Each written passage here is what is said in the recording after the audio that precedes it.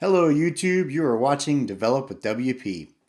In today's video we are going to create our first shortcode for a how to build a plugin series.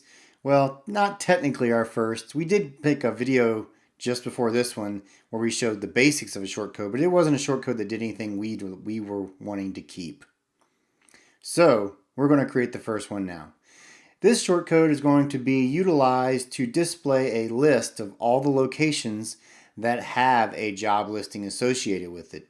If you remember when we created this post type a long time ago, it seems like at this point, we created a custom taxonomy for this post type called locations. And it was a hierarchical taxonomy. And for the sake of this tutorial, you'll see that I'm using states as my locations. But you could see an example where this taxonomy could be used to list out different cities. It could even list different locations within a city. Again, it is hierarchical, so there's a lot of flexibility to the end user as to how they structure this data. And what this shortcode is going to do is it's going to go through and look at all those locations, and it's going to display their name if they have a post associated with them, which is an important point. We don't want to just show every location. We just want to show the ones that actually have current jobs opened. So again, this is just the first of many shortcodes. I think once we're done, you're going to see kind of how I thought about this, thinking about the end user, trying to think about if I were creating this as a plugin for people to use, what are some of the common data sets that they would probably want to have access to. This is again the easiest one, which is why we're starting with it. And I think you're going to like it as well as some of the other ones, and you're going to see some kind of neat thinking, I hope. I hope there's some good thinking here. We'll see. Let's get coding. Alright, so let's get started. A little bit of housekeeping first off. You can see from the last video I've actually went in and deleted that sample shortcode that we've created, and I've laid the groundwork for our new shortcode. So go ahead and take a minute, pause the video, and get caught up to this point right here. Alright, so once you've caught up, what you should realize here is that I have essentially taking this no further than what we did in the last video. So if you didn't see the first video about the basics of shortcodes, you should definitely check that out. But essentially what we did in the last video is what you see here. We have our main shortcode defined. It's going to take in, this shortcode in particular is going to have one attribute. It's not going to use the content, so we've set that up. And because it is going to take in an attribute, we've set that attribute, and you can see here that the attribute that we're going to allow users to pass in is a custom title. So we are going to allow users the ability to customize the title for this section. Alright, so as I said in the introduction, what we are going to do is we need to query WordPress and find all of the location taxonomy terms that exist that have a current job listing associated with it. And then we want to return that list on the page. That way users will be able to see a list of locations where jobs are available. They can click on that item. It'll take them to an archive page which will list out all the jobs in that location. You could see this being a useful shortcode for someone to use on, say, an About Us page, where at the bottom of the page they drop in this shortcode and it says, hey, here's some jobs in this area, check them out, something like that. So because we want to query for taxonomy terms, we need to do that.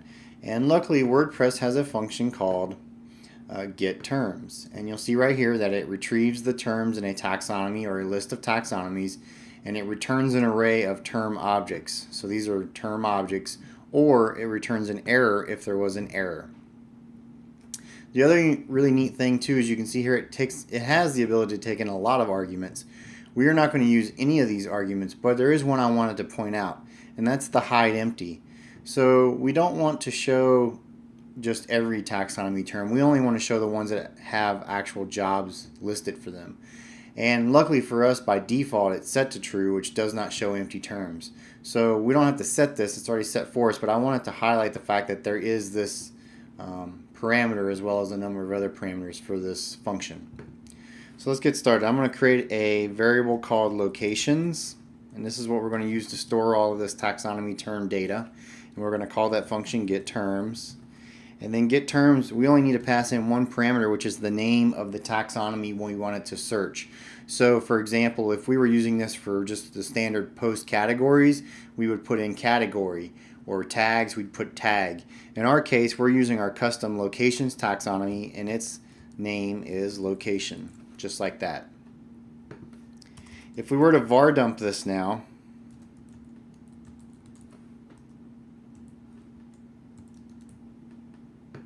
first off, we need to go set up our shortcode. So real quick, let me grab this name. This is the uniquely named, this is the name we gave our shortcode.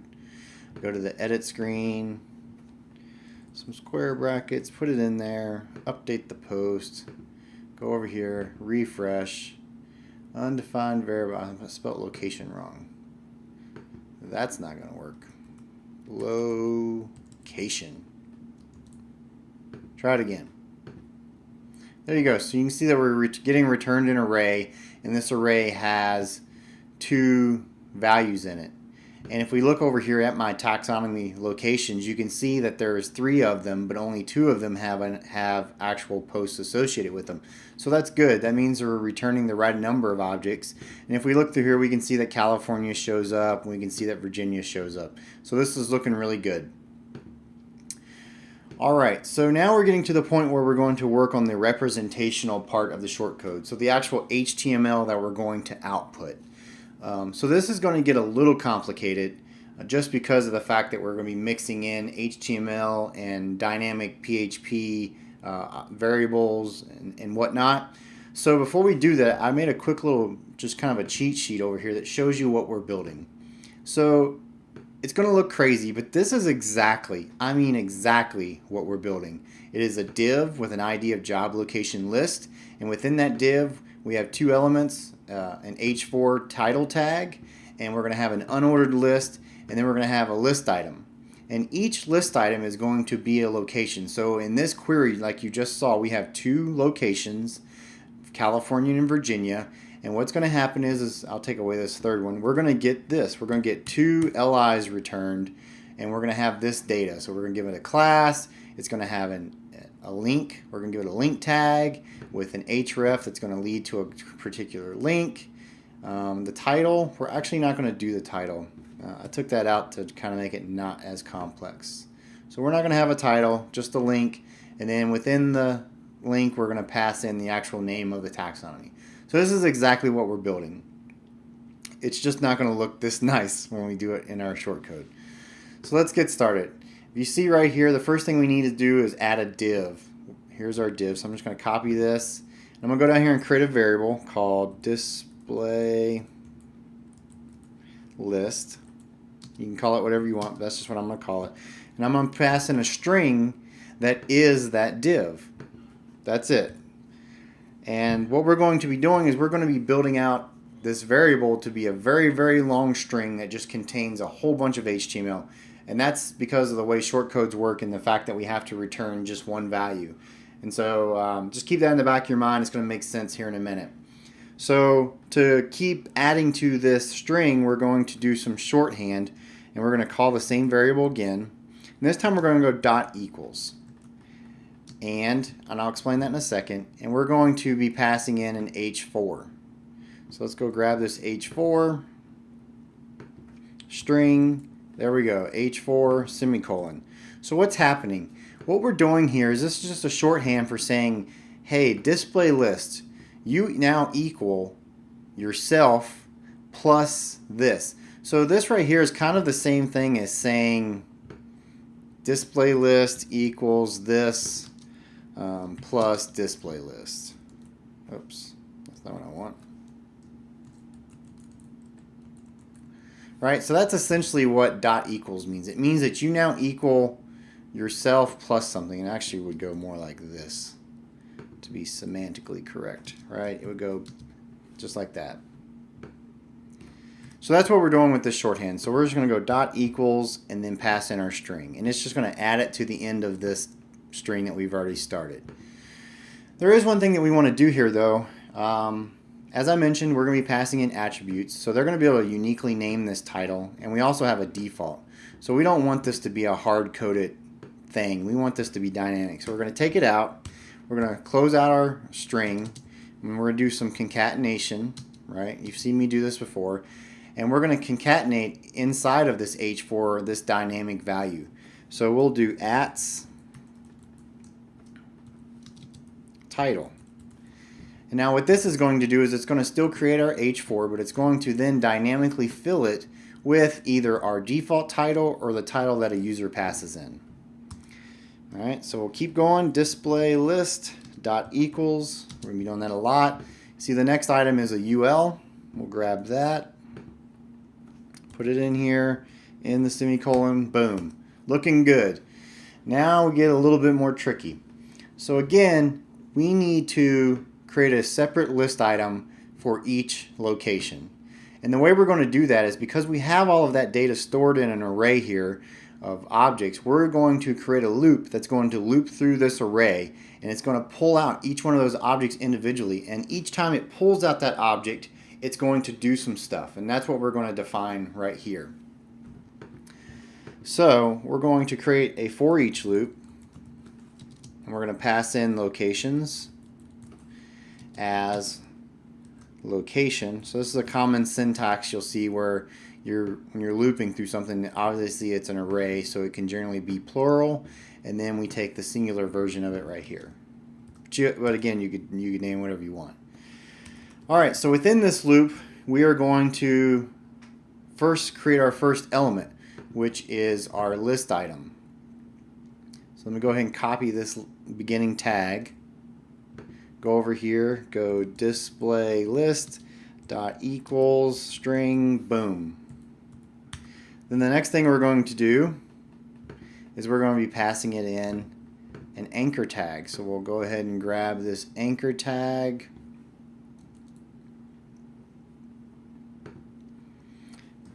Display list dot equals our anchor tag, semicolon. So we do have a little bit of work to do here because, as you can see, I just have a placeholder. So we're going to want to get rid of that, do our closing single what are those things called? Oh my gosh. Quotes. Or single quotes. And we're going to pass in another dynamic value.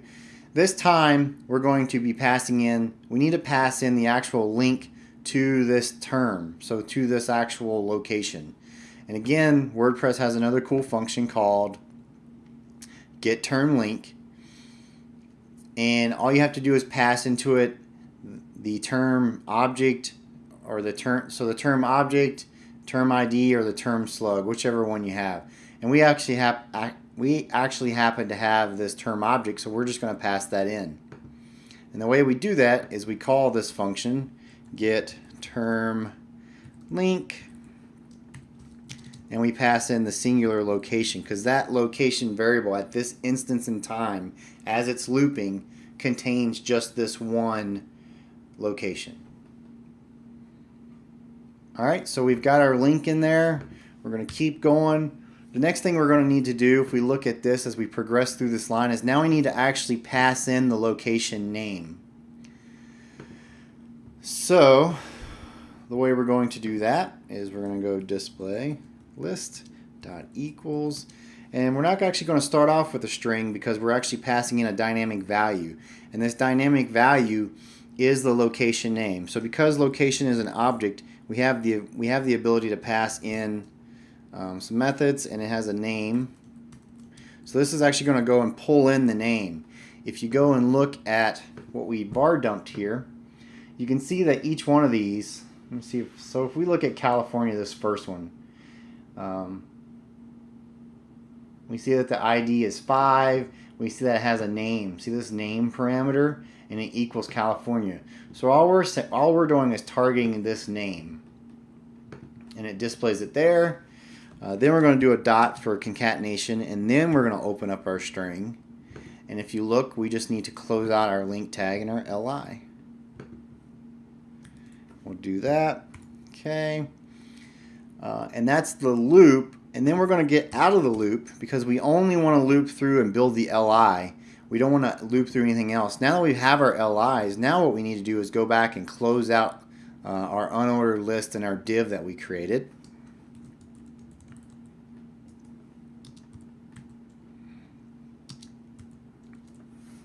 Oops, wrong thing. Should be a UL and a div. And then semicolon, last but not least, we're going to return display list. So now we've built this humongous string. We're finally at the end, we're just going to display it. I'm actually going to back this. Yeah, I'm going to back this out. Just cleaning up my code a little bit. All right, so let's see if this works. There's still a lot of stuff we need to do here, but let's just make sure that it is working. So if we refresh, we get exactly what we wanted. It says the current job openings in, which is right here. It's our default thing that we pushed in, our title. And then we list each one of these items. And if we go and inspect this, you'll see that we have a div with the H4, excuse me, a UL, and then we have two LIs, and each LI has an A tag with a link, and California and all that stuff. And you can click on this and actually takes us to this California location, and we see that there's one job and all that kind of stuff. So it's looking really good. At this point, we could just call it quits, but we want to do a few things to make our code a little bit more secure and performant. So the first thing we need to do is get in the right location. After we've got this variable, the first thing we need to do is we need to wrap all of this that we've done here in a conditional. Because what happens if there is no value? What if we do this get terms and we don't get anything returned? Well, then obviously we don't want to execute the rest of this code because it's pointless. We don't have any locations. So we're going to do some conditional checks. We're going to say if not empty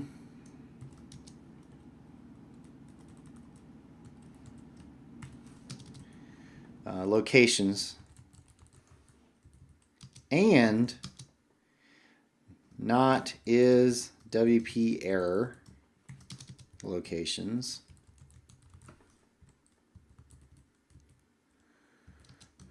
do something. So what are we saying here? We're saying if locations, this variable locations is not empty and it doesn't come back as some type of error, then we want to execute this. So this is all, we want to make sure that everything's good. We're saying we're trying to check to make sure that we do have something in that variable, and we're trying to make sure that what is in that variable is not an error.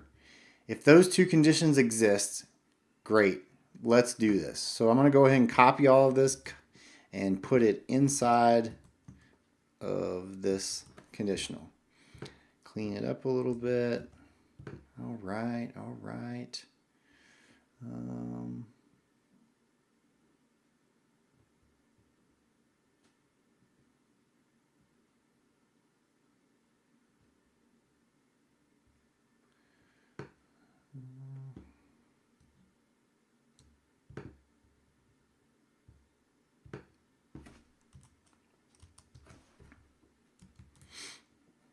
Let's see if it still works.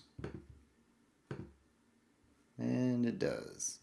So now we have our conditional check in place. That's really good. The next thing we want to do is, you can see here, is we're outputting data, dynamic data. We're allowing data to be pulled from the database and displayed. We're allowing the user to potentially input stuff. And so anytime we do that, we always want to do our escaping. So we want to always escape latest and always escape on output. So the first thing we want to do is this attributes right here. We're going to want to wrap this in an escaping function. So we're going to do escape HTML. And we also want to do underscore underscore. And what that's going to do is it's going to escape it as well as localize it. So it's a pretty neat little trick, the fact that we can localize whatever this variable is as well as escape it. Down here for this URL, we're going to escape that. This is actually, again, it's a URL, so we're going to use escape underscore URL and wrap this whole variable. And then lastly, we have another HTML. We're going to do escape HTML underscore underscore, wrap the name, save. And now we've properly escaped and localized all of our dynamic data. So let's go and just confirm one more time that it still works. And it does. Looks good. One last thing, and then we'll be done. So you remember we're allowing people to pass in an attribute called title. So let's go ahead and make that and say my new title. Let's update this, and let's just go make sure that our title right here changes. And it does, my new title. So there you have it. Everything working exactly like we wanted. This was a bit more of a complex build than the last shortcode for sure, but hopefully I was able to break it down in a way that makes sense. And so there you have it, one shortcode down. In the next video, we're going to create another shortcode that's going to also work with taxonomy terms, but this time we're actually going to take the attributes variable a step further, and we're going to allow the user to input certain attributes, and those attributes are actually going to be used to dynamically build the query that we query the database with. So it's going to be really, really interesting. It's a concept that I think we definitely need to cover in this little mini series on shortcodes, so you're definitely going to check in for that video. As always, thanks for watching. Really appreciate that you stuck around. If you have any questions, please be sure to put those in the comments section. I do my very best to answer any and all questions. And as always, subscribe, like, link, share, all that good stuff. But until next time, have a good day.